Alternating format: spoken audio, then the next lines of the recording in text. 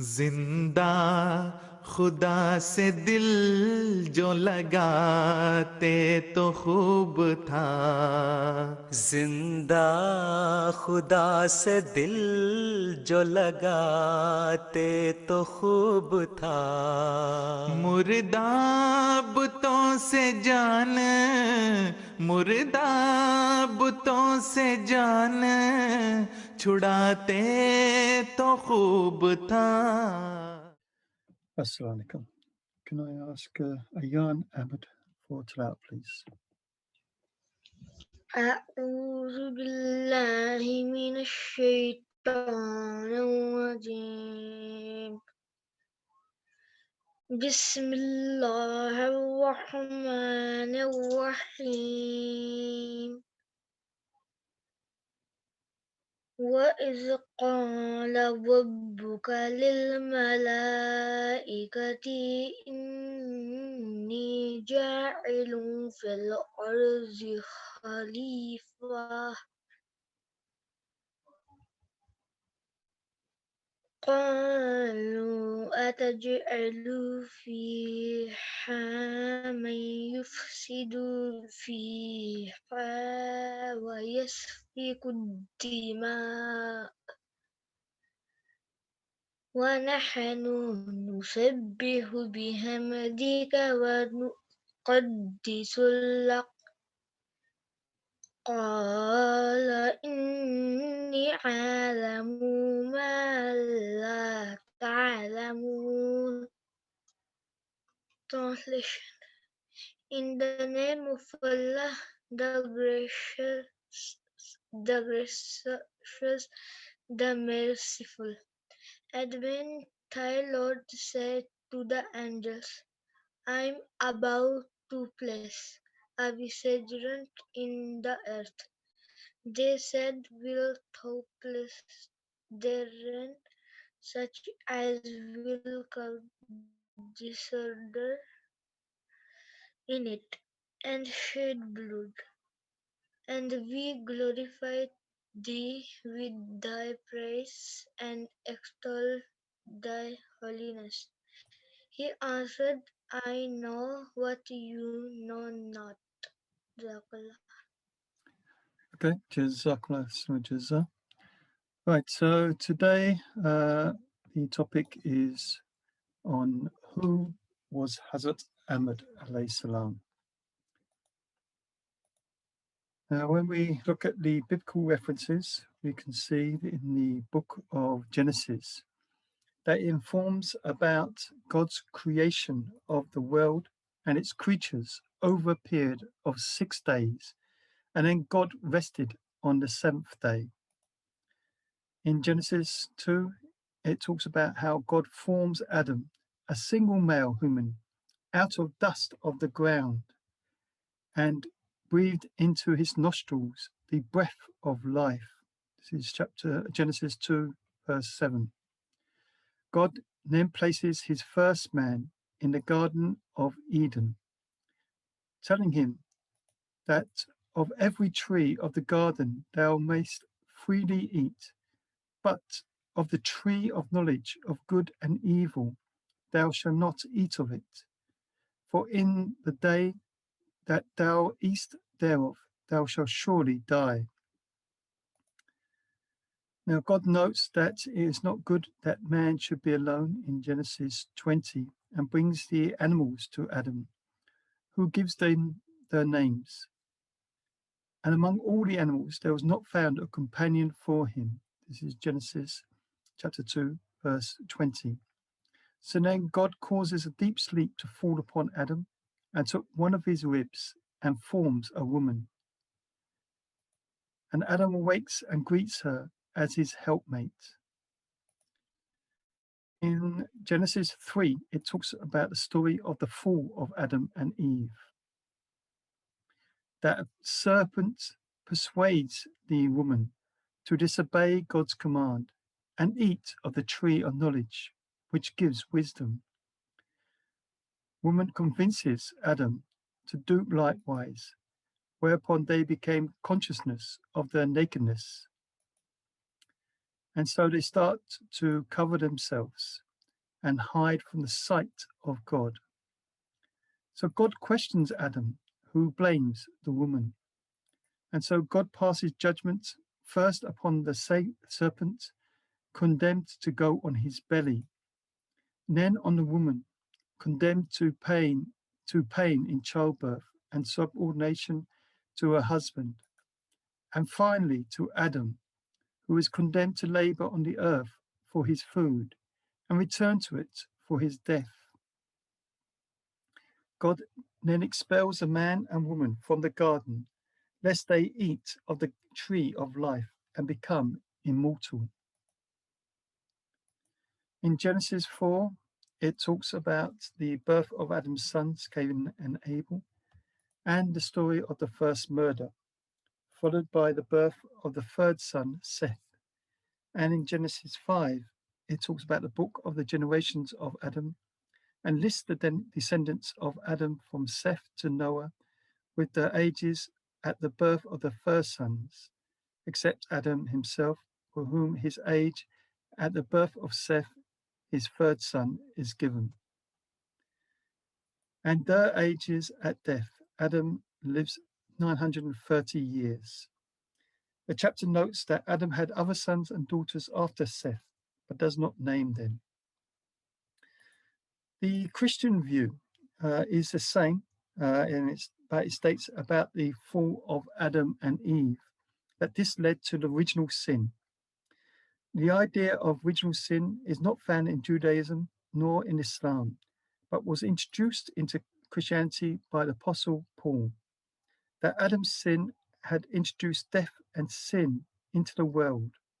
Sin for Paul was a power to which all humans are subject, but Christ's coming held out the means by which righteousness would be restored to the paradise from which Adam's sin had banished mankind. Later, through the Emperor Augustine, this developed that sin would be passed on through birth, so that everyone was born sinful, and only Jesus Christ, who was not conceived by human semen, was free of the stain passed down by Adam. Augustus' idea was based on the ancient world's ideas of biology, according to which the male sperm contained the entire unborn baby, and the woman's womb being no more than a nurturing chamber in which it grew. Now, the Islamic view, and this is the Gerdamdi view, not the Ahmadiyya view. In the story of Adam and Eve, God created Adam from clay, but exalted him with such knowledge that the angels were commanded to prostrate themselves before him. However, Iblis, and they refer to Iblis as Satan, refused, and then tempted both Adam and his wife and his wife in the garden to eat the forbidden fruit.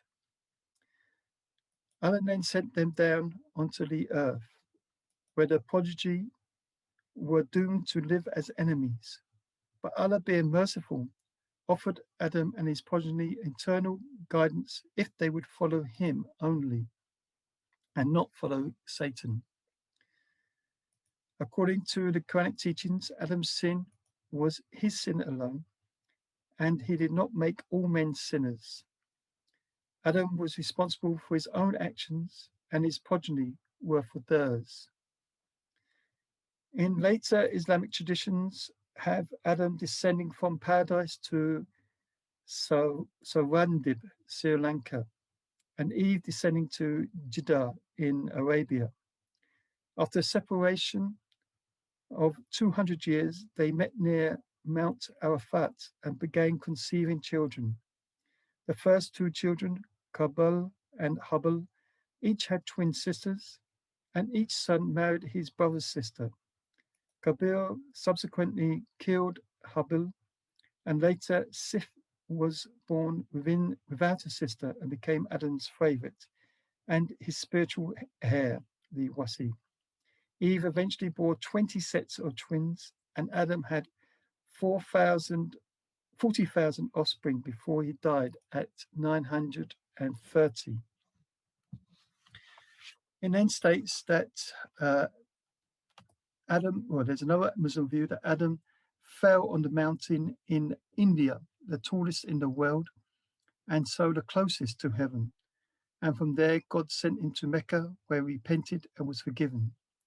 At Mecca, he built the first sanctuary, the Holy Kaaba, which was lately rebuilt by Hazrat Ibrahim, and was taught the ritual of the Hajj and wove the first cloak for himself and the first veil and shift for Eve. And after this returned to India, where he died at the age of 930, having seen the sons of his children, 1,400 in all. Now, the Ahmadi view differ from these on many different accounts.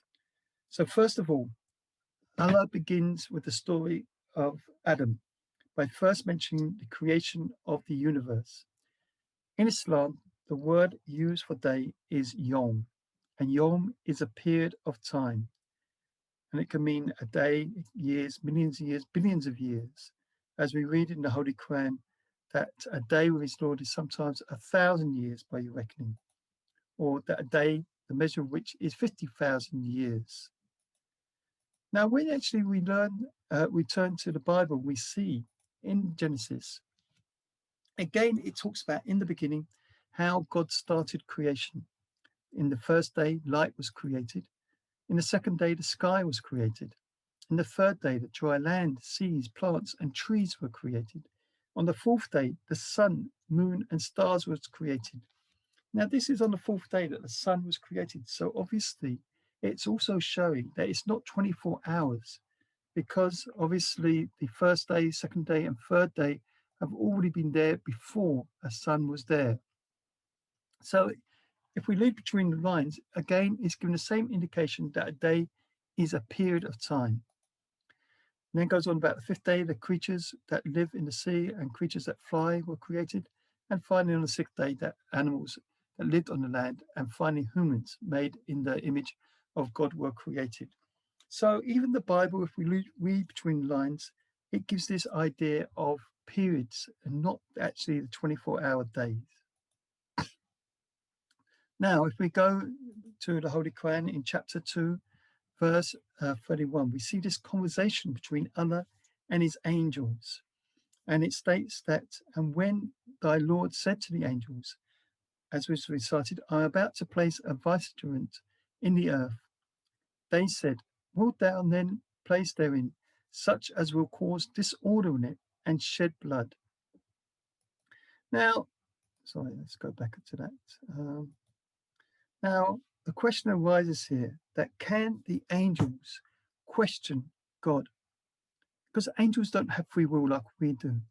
And so they must obey God. They can't question God. Yet in this verse, it is depicting the angels as questioning God. That why is it going to create man when man is destructive? He kills, he creates disorder, he shed blood. So it means then that this conversation could never have taken place. And yet it's mentioned in the Holy Quran. So why? It seems that Allah wants us to understand why he is giving us this physical life, and that we have a choice. We can obey Allah or disobey Allah. Therefore, Allah then goes on to explain what would happen if they obey or disobey. So this then explains the real question as to why is this story of Adam mentioned in the Holy Quran? Allah didn't have to mention it, so why did he? Why did he show that his first prophet slipped and made this mistake, therefore allowing his shaitan to overcome him? We have to understand that Allah uses the Holy Quran to give out a message. And the main message with the story of Adam is that Allah is teaching us about right and wrong. And so we need to know about good and evil and the dangers of allowing evil to overcome us. Hence, Allah uses this story to help explain the dangers that evil has to us. So the holy books discuss the belief in a living God and the role of the devil. The idea constantly being portrayed is that of God taking the good souls and the devil taking the bad souls. And this battle of good versus evil takes on many different various forms. In Islam, we refer to the devil as Satan and evil as satanic forces. But how much power do they have? Is the devil as powerful as God? Why has God created evil? And so on and so forth. So we understand that actually evil is really another name for the absence of good. God did not create evil. God created everything good. But the misuse of anything can result in evil. Now, the best way to understand this is to look at light and darkness. Darkness is the absence of light. It cannot in itself come into being. It only comes into being when there is no light.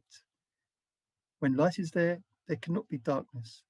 But when light is obstructed, it creates a shadow. The shadow isn't being created by the light.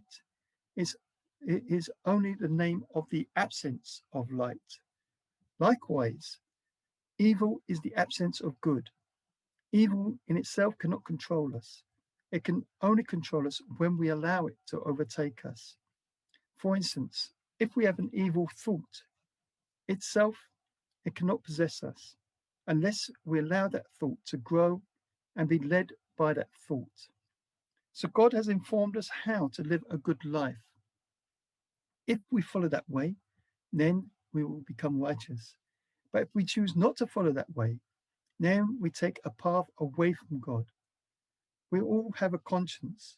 And if we look inward, that conscience will lead us to the right path. But there are many things which try to influence us to follow a different path.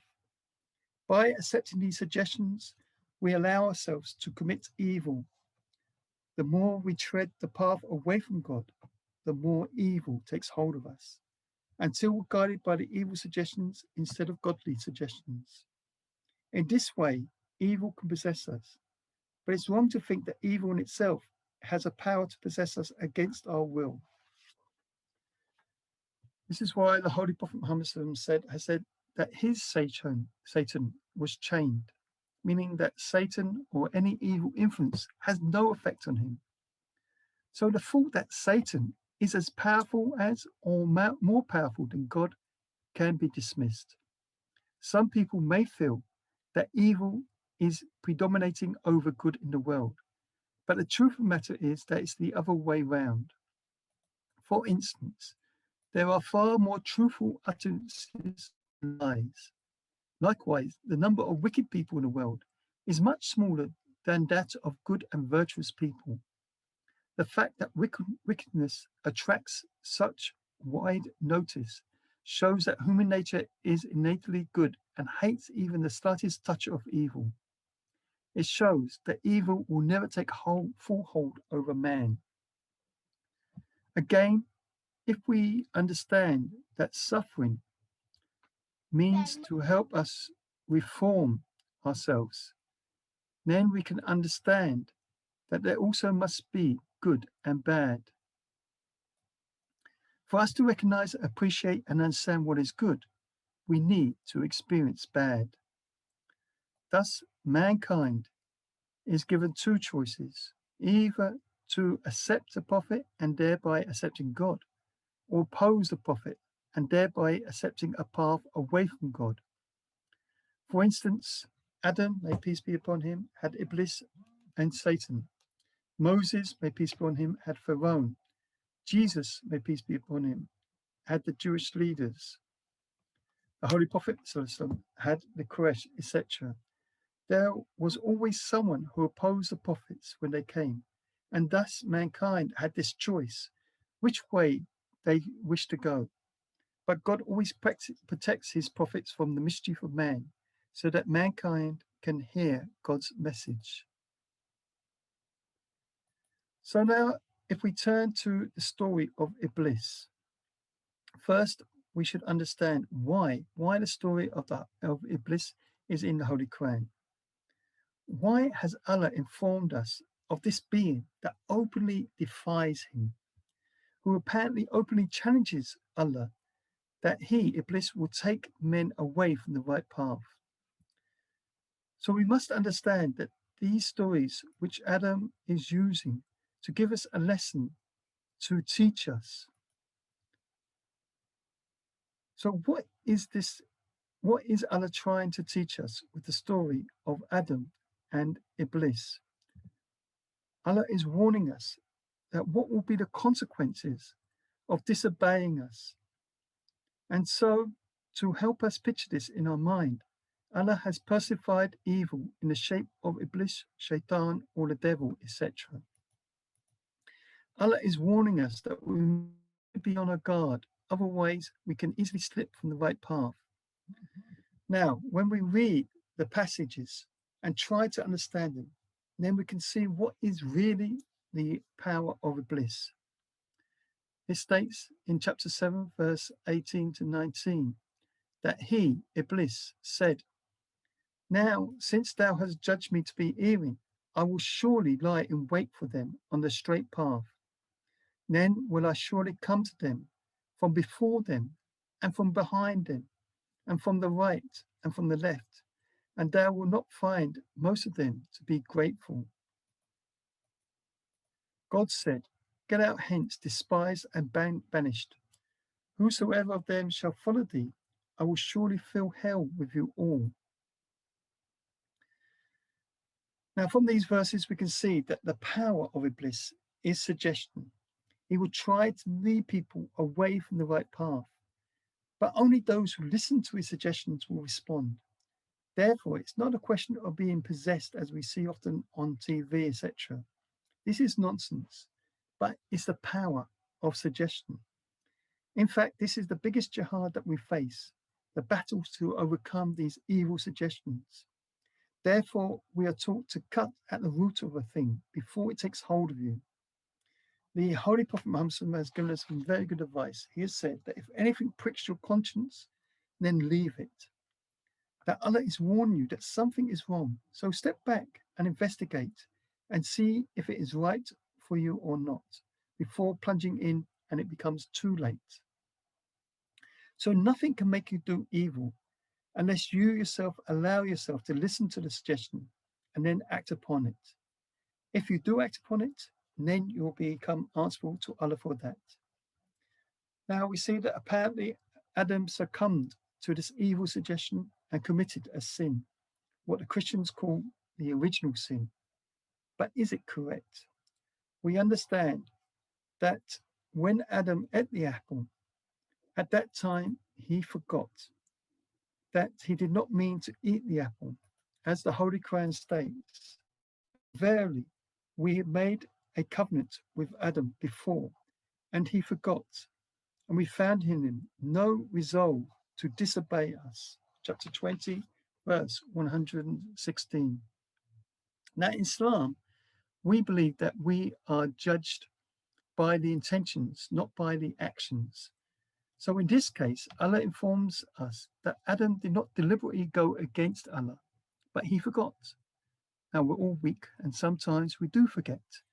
So we understand that Adam did not commit a sin in Allah's eyes, but of course he did make a mistake, and his actions, he made the mistake with the action of eating the apple.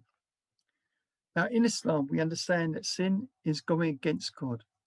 It is an action that you do when you go against God. Therefore, thereby you sin. So how can that then be transmitted to others? This is totally against the teaching of Islam.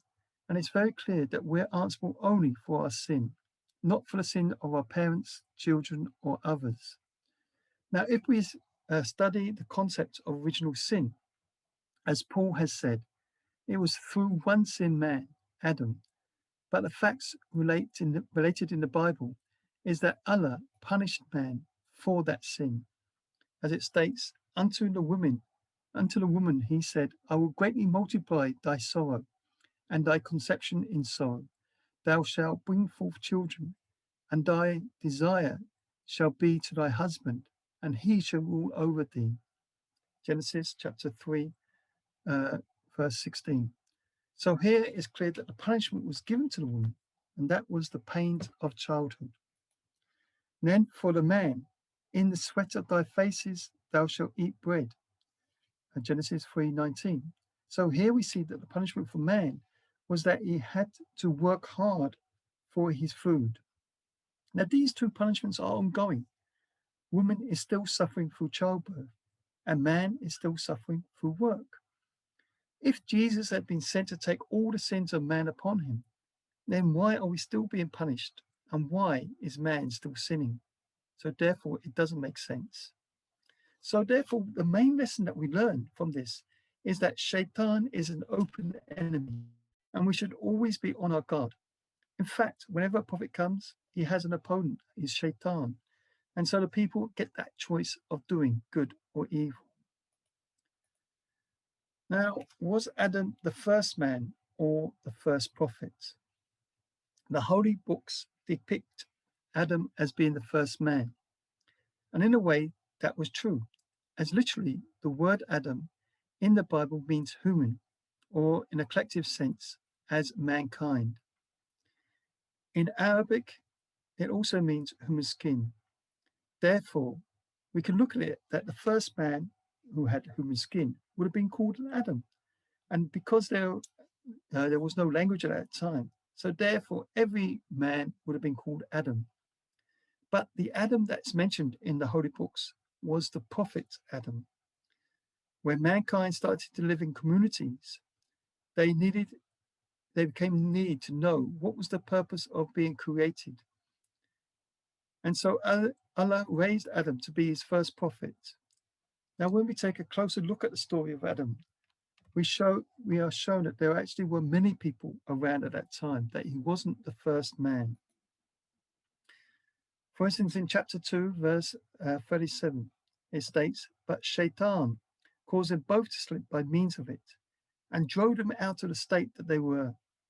And we said, Go forth, some of you are enemies of others, and for you there is abode in the earth, and a provision for the time." So who were these enemies of others? If Adam was the only person around, it shows that there were other people. And again, it's also showing that we're talking about the earth. We're not talking about paradise. The abode in the earth. Again, when we turn to the Bible, after, as I said, that Allah had created everything, and then he turned to making man.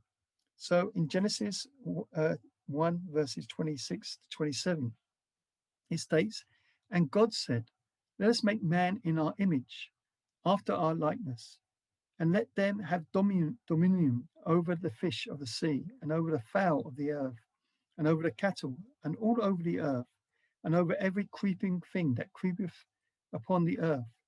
So God made man in his own image. In the image of God created him, male and female created he them. So again, it's showing that it's on the earth. We're not talking about heaven, and that man and woman was created before Adam.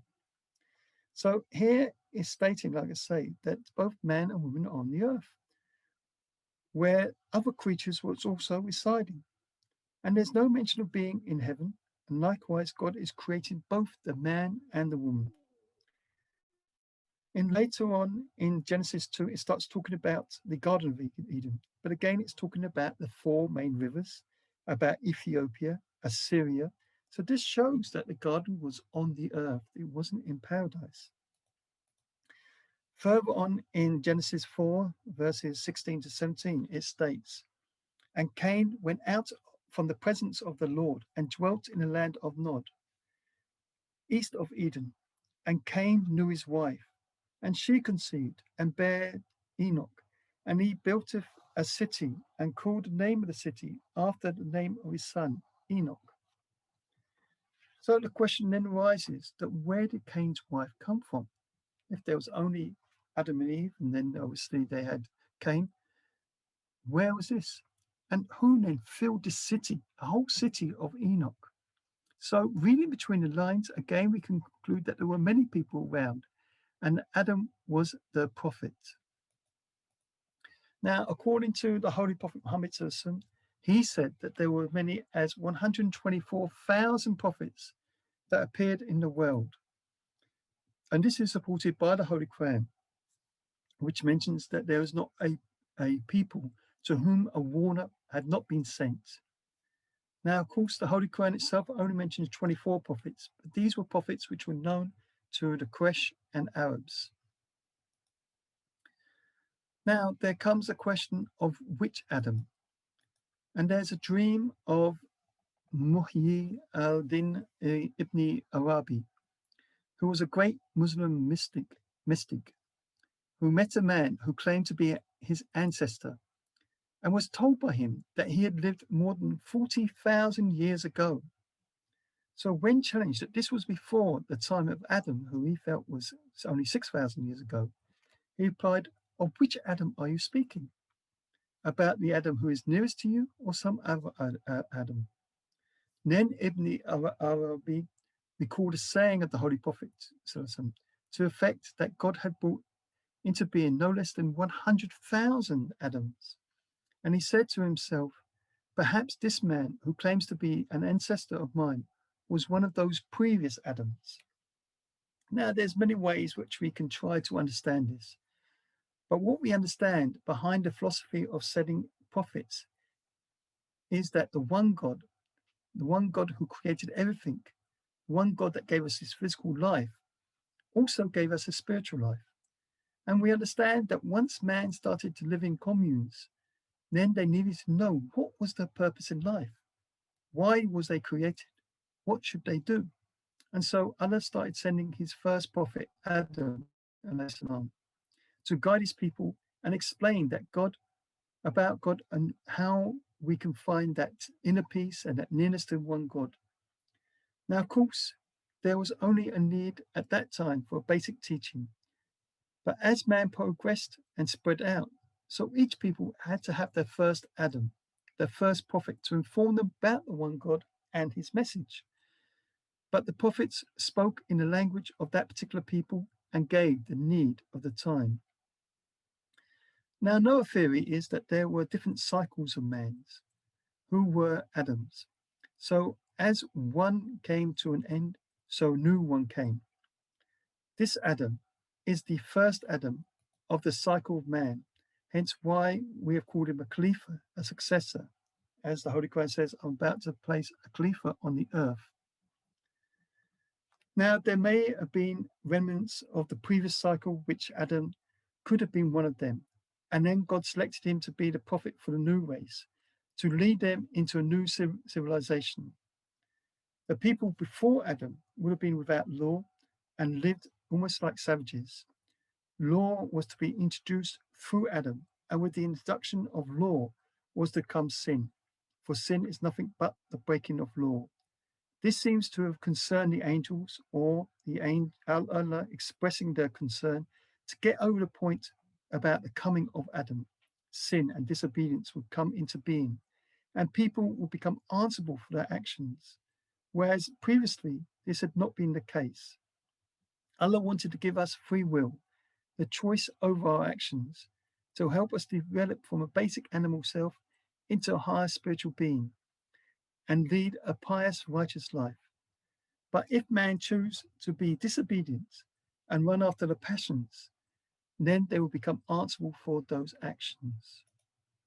Okay, I've still got plenty to say. I'm only halfway through, but obviously it's quite a long one this time. So I'm going to stop it here for time being and now open it up for any questions or comments that you've got on what we've just said. As I say, I've still got a little bit more to say, but let's see first if there's anybody's got anything they would like to say. So the ball's now in your courts if you want. Well, Rabbi, we have a hand up for Azan and Sabahat. Sorry? Welcome. Welcome, sir. I had the question. Two questions. So was Iblis a human during the time of Hazrat Adam alayhi salam, or was he Satan? Yeah, as I said at the beginning, many Muslims believe that Iblis and Satan are two different things, are the same person, but we don't. Our understanding is that Iblis was created by God. He had free will, and that's why he disobeyed God. He was made of fire he's some sort of spirit, or he's a representative of evil. Whether he actually exists or not, Allah knows best. But he basically is an evil person. The shaitan that's mentioned also in the narration, that was a person. And shaitan or Satan is any evil thing, any evil person. So it seems, and I'm going to go on to this a bit more later on, but it seems that a member of the community of Adam, he was a shaitan. He uh, persuaded Adam and his wife to eat from the apple, and that caused this split as such. So whenever we read about the story of Adam, we read about Iblis and then we read about Satan. Two separate things, so they're not the same. As I said, a lot of Muslims, they believe that Iblis and Satan are the same person, but we don't believe that. We believe that Iblis represents that evil that's going to lead people from the right way, through suggestion, as I was mentioning earlier. Whether there's such a being as Iblis, Allah knows better, but it's depicting that evil, and Satan is evil. So yes, that person who led that person away, he would have been a Satan. Iblis, of course, is a Satan in that sense that he's evil. But they're two different beings that's being referred to in those opening verses. So I hope you understand this. I know it's a bit strange to understand, but hopefully you can understand that. Yeah, Jazakallah. And the other one was so I know you touched on this, but I didn't quite get it. So the angels, when they ask Allah the question in the Holy Quran, do they question Allah, or is it or what is it exactly? So are the angels questioning Allah because they don't have free will? So Yeah, are, so this is what I'm suggesting here, that here in the Holy Quran, it opens up very early on in the Holy Quran, how the angels questioned God, that they heard that God is going to put man on earth. And they said that this is a being who, in his natural animal self, he creates disorder. He's going to create problems. He's going to shed blood and things like that. So we know that angels can't question God. And yet here in the Holy Quran, it's got the angels questioning God. So what does it mean? So I personally think, and my understanding is, that this was not actually happening. It wasn't a conversation that really took place, but God is trying to get a message through to us. And so, like Iblis, using the object of Iblis as representing evil, so here using the angels to get over this message. And that message is that what our natural self is prone to evil. So we have to overcome those desires, those needs, and keep on the right path. And this is what I'm saying, that when we read about the story of Adam, as I said, why mention it? We could have easily skipped on to Noah. There's no need to go into Adam at all. My understanding is that, and I say my understanding, but this is also Jamaat's understanding, is that it's all about explaining to us good and evil. This is what I've been trying to point out here. It's a story of how we can do good and what is going to be the result of doing good and what's going to be the result of doing evil.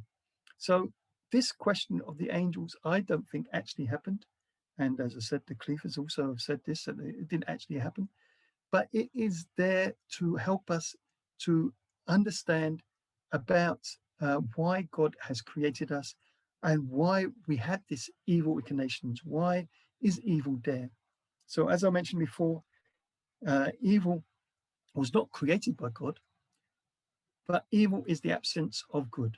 So God is explaining that I've created everything good for you, but if you do not do that good, then the result of that will be evil. And everything that we can do, there can be evil consequences of that. So God is making it clear from us right from the beginning in the Holy Quran that this battle of good and evil, you're going to face this throughout your life. Understand it. What I want from you, what I want from mankind, is you to overcome this evil and be good. This is the main purpose. So the story about the angels' conversation is not really happening because, as I said, it can't happen. Angels can't question God. So it is just being using the angels or this idea of the angels questioning God to bring over a message. Hope you understand that. Yes, Jazakallah. Okay, good. Any other questions anybody would like to ask, or shall we move on? Rabbi Sahib, we don't have any question in chat unless someone want to ask directly. Okay. Well, as I said, I'm only halfway through, so I don't know how long we're going to have on this one. But there will be another opportunity. If anybody has more questions, we can again deal with those, inshallah. So let me move on. And what time do you want to finish? Because I think it's going to be quite a long one, this one. So what time do we normally finish these days? 7:45, Rabbi Sahib, is the ideal time, but it's up to you. Well, it's 7:45 now. I mean, there's no prayers for you lot at the moment, is there? So we can do a little bit longer, I think. Yeah. Okay. Anyway, if you want me to stop, just tell me to stop. But like I say, it's still quite a deep subject and there's still quite a bit to mention. So I'll speak a little bit longer and let's see how it goes. But if you feel you want me to stop or there's any questions people want to ask, then I will stop there. Okay. So let's continue. Let me just get you off. Okay. Right. So the next verse of the Holy Quran, chapter 2, verse 32, informs us about how Adam was taught the names of all things. And then he was put these, Allah put these objects before the angels and said, now you tell me the names of these things if you are right. Now, according to the Bible, Adam was given the task himself to name everything that he saw, chapter 2, verse 19. But again, our question is that why? Why would Allah ask the angels of the name of things which Adam has named? And what's be the purpose of this? How would it prove that Adam knew more than the angels if Adam had given the names and he hadn't informed the angels? So obviously the angels are not going to know it unless Adam informed him. So it doesn't make any sense. So what we feel is that when Allah taught Adam the names, these were the names of his attributes, God's attributes. And this was very important as it helped Adam to know about God, who he's worshipping. And so therefore, he was in a position to tell other people. Secondly, he could then imbue these attributes within himself as best as possible. For instance, Allah is all merciful. So Adam could develop mercy within himself. And thirdly, he could call on these attributes when he wanted something. So we see in the Holy Quran, in chapter 7, verse 181, and to Allah alone belongs all perfect attributes. So call on him by these and leave alone those who deviate from the right way with respect to his attributes. They shall be requited for what they do. So this verse shows that man cannot attain to divine knowledge without the correct conception of God's attributes. And this can only be taught by Allah. Therefore, it was necessary for God should have given Adam knowledge of his attributes right from the very beginning, so that man should know and recognize God and attain his nearness and should not drift away from him. So we see that after the slip of Adam, Adam called on Allah, Al-Ghafur, the most forgiving, Al-Rahim, the most merciful, etc., to win Allah's forgiveness and mercy. This was also what is meant by, in the Bible, that God created man in God's image. I mean, what does that mean? Of course, we should not understand that God looks like man. God is not limited like man. God is a powerful spiritual being, whereas man is a physical, limited, weak. It means the image of God's attributes, and for man to imbue them in himself as much as possible.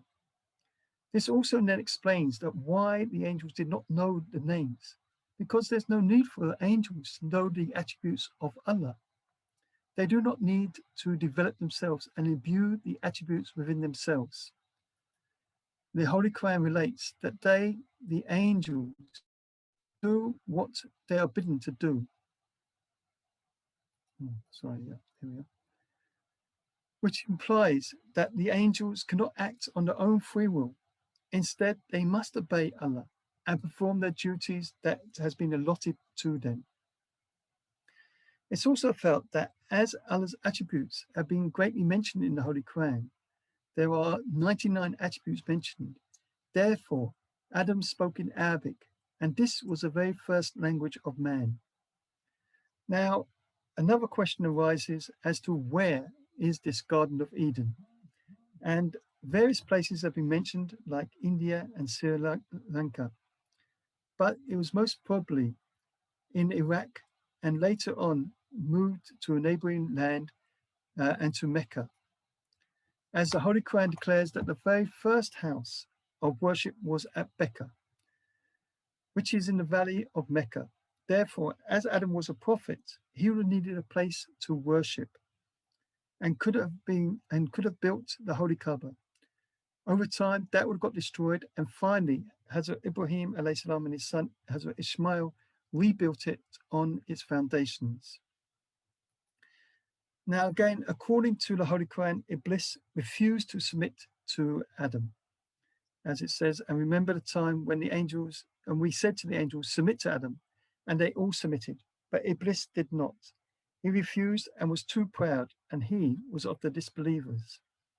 So when Adam became an image of the attributes of God and attained the rank of a prophet, God ordered the angels to serve him. Now, the word sajda, prostrate, should not be taken to mean that they were ordered to physically prostrate before Adam, because this is against the Islamic teachings. Again, we see in the Holy Quran, prostrate not yourself before the sun nor the moon, nor prostrate yourselves before, but prostrate yourself before Allah, who created them. So we must only prostrate ourselves before Allah. So when the angels were commanded to prostrate, it only means in the sense of obedience or submission. That being that God commanded them to serve Adam, help and assist him in his mission. And the same is with every prophet of Allah, that the angels will help him and draw the hearts of men towards that prophet. Now, again, the biblical teachings was that Iblis was a fallen angel, and some Muslims also believe this concept of him being a fallen angel. But Iblis could not have been an angel, as Allah has informed us in the Holy Quran concerning angels, that they disobey not Allah in what he commands them and do what they're commanded. So unlike mankind, angels don't have a free will. They must obey the commands of Allah. Hence, Iblis could not have been an angel as he refused to submit to Adam. Iblis was a creation of Allah, which, like man, could obey or disobey Allah. Again, according to the Holy Quran, in chapter 7, verse 13, God said that what prevented you from submitting when I commanded thee? And Iblis said, I am better than he. Thou hast created me from fire, while him thou created from clay. So through this verse, we see that the danger of being proud and arrogant. Allah has used the example of Iblis to help us realize the importance of always being humble and submissive to Allah. When the command was given to submit to Allah, although it was given to the angels, it was extended to all of God's creation. Now, again, Muslims feel that Iblis and Shaitan are one and the same. According to Islamic teachings, the word Shaitan has a very wide significance and is used about any evil or harmful being or thing, whether it's a spirit or a human being or an animal or disease or any other thing. Thus, Iblis is a Satan. His comrades and associates are Satans. Mischievous men are Satans. Injurious animals are Satans. Harmful diseases are Satans. But the Satan that's being referred to in chapter 2, verse 37 of the Holy Quran, and Satan caused them both to slip by means of it. That caused Adam to slip that was not Iblis, as the two names are always given separately whenever the story of Adam is related. Satan will be referring to an opponent of the prophet Adam, who was one of Adam's own people, but who beguiled Adam and caused him to be turned out of the garden. The Bible depicts this Satan to be a snake, but certainly the person was following evil influences. In chapter 2, verse 36, it states, "And we said, O Adam, dwell thou and thy wife in the garden, and eat thereof plentifully, wherever you may be, but approach not the tree, lest you be of the wrongdoers." Now, I've already mentioned about this garden being not in paradise or heaven, but it's a nice garden somewhere on the earth where Adam was living. It cannot be in heaven, as the holy books are talking about how I'm going to place this vicegerent on the earth. Secondly, heaven is a spiritual place, and the Holy Quran declares that fatigue shall not touch them there, nor shall they be ejected therefrom. But in these verses, Adam is told to leave the garden. Therefore, the Garden of Eden refers to somewhere on the earth, maybe near Babylon, in Iraq or Assyria. Now, according to the Bible, the forbidden tree was a tree of good, was a tree of knowledge of good and evil. But after eating the forbidden fruit, Adam and Eve realized that they were naked and hid from God.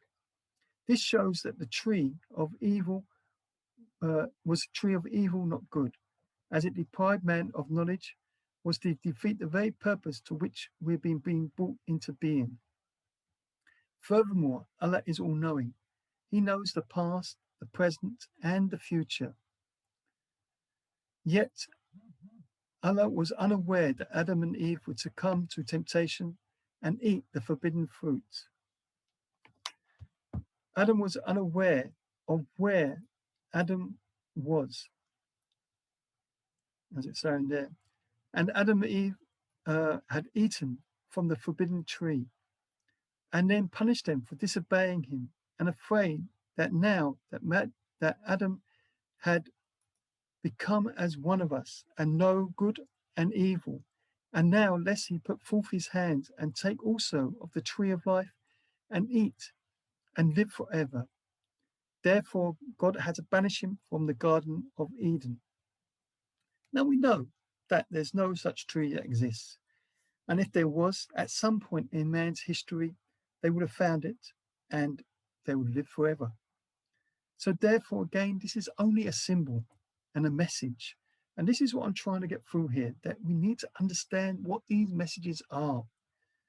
So the Holy Quran, in fact, makes mention of two kinds of tree. There is the good tree in chapter 14, verse 25, and the evil tree in chapter 14, verse 27. The pure things and teachings are likened to a good tree, and impure things and thoughts are likened to the evil tree. Therefore, it seems that Adam was enjoined to avoid quarrels and warned off evil things. By approaching the evil tree, Adam would become one of those who was disobedient, a wrongdoer, as is mentioned in chapter 2, verse 36. But approach not this tree, to be of the wrongdoers. Now again, in the next verse, in chapter 2, verse 37, explains how Shaitan, not Iblis, caused them both to slip, which indicates that one of his people, of Adam, approached him and made the suggestion to eat the forbidden fruit. Hence why the verse goes on to say that go forth, some of you are enemies of others, which shows that there was a disagreement amongst the followers of Adam, which led to this split. Adam is told to leave that place, and these people who have rose against him and start again with his true followers. So again, it's very clear that this was all happening on earth, not that all these people were in heaven and then everyone was removed from heaven. Again, in the Holy Quran, chapter 20, verse 122, it states, then they both ate thereof, so that their shame became manifest to them, and they began to cover themselves with the leaves of the garden. Now, this shows that the division in Adam's community after Adam had listened to Satan's suggestion caused him great distress and mental anguish. Leaves can signify young lads of a community, and Adam gathered together those of his followers who were the youth and righteous members to reorganize them and help them become true, pious followers of God. Generally, the youth of a community are the first to accept the teachings of a prophet, as they have no preconceived ideas, prejudices, or inhibitions to shed. Their minds are like a clean slate, and they find no difficulty in accepting a teaching that appeals to their reason and conscience. So once again, it became clear to Adam that a division. Once it became clear to Adam that a division had happened, and that he had disobeyed God, therefore he repented to Allah, as 2:38 relates. Then Adam learnt from his Lord certain words of prayer, so he turned towards him in mercy. Surely Allah is oft returning with compassion and merciful. So here Allah guides us as to what to do if we make mistake. Allah knows that we're weak and prone to make mistakes. Therefore, right from the beginning of the Holy Quran, Allah uses the story of the Prophet Adam to explain to us what we should do, that being seeking forgiveness from Allah, repenting and changing our ways. The Holy Quran has mentioned prayers which we can use to seek Allah's forgiveness and mercy.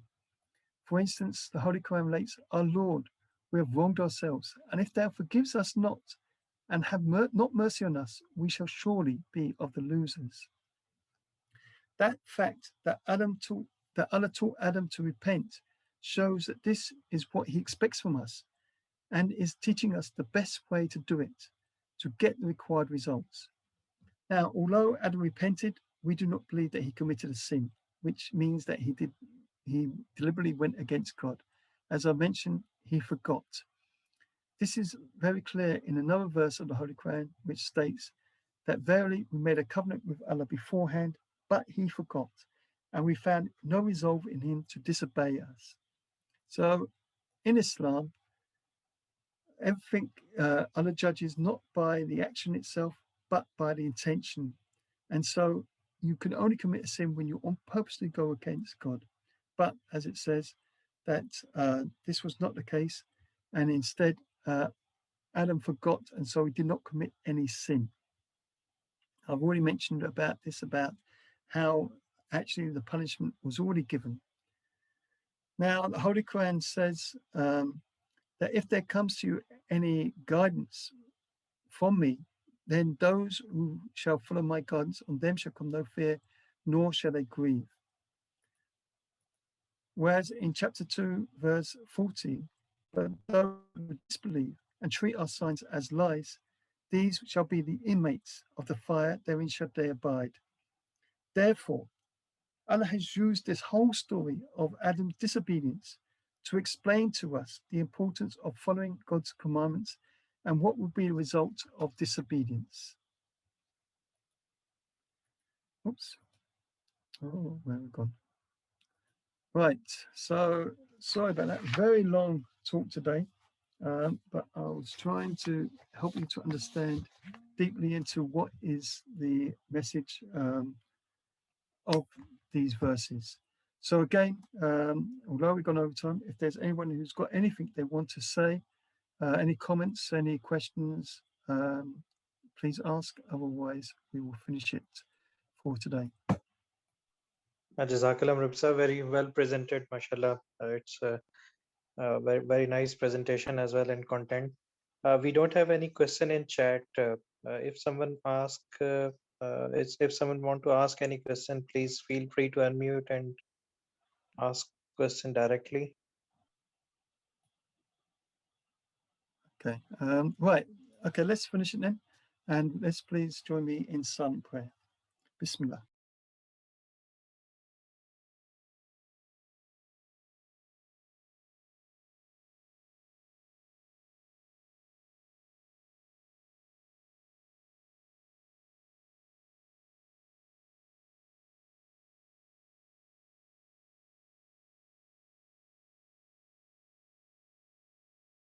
I'm sorry.